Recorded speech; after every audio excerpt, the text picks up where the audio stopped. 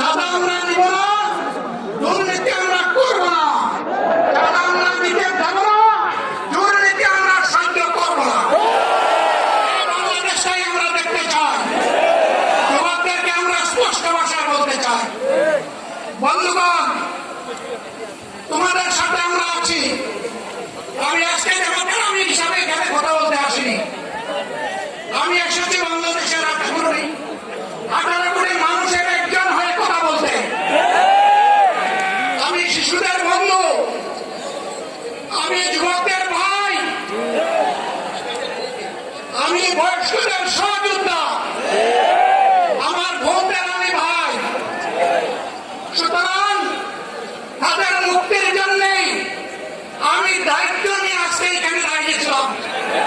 আল্লাহর ইচ্ছা শরীর আমাকে সাময়িকভাবে সহযোগিতা করে না, এটাও আল্লাহর ইচ্ছা যে এখন আল্লাহ আমাকে কথা বলার সুযোগ দিচ্ছে। বলতে চাই, বাংলাদেশের নির্দিষ্ট কোন শ্রেণীর মুক্তির জন্য আমাদের এই লড়াই নয়। রাস্তার একজন পরিচ্ছন্নতা কর্মী, চা বাগানের একজন শ্রমিক,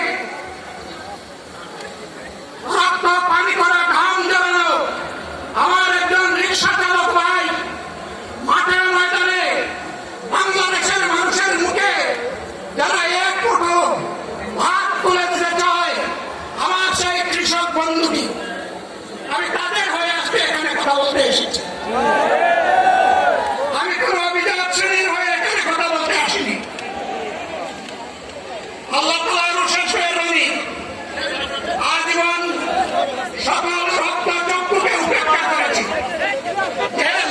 পরোয়া করি নাই। আমি তাদের একজন হতে পারলাম না।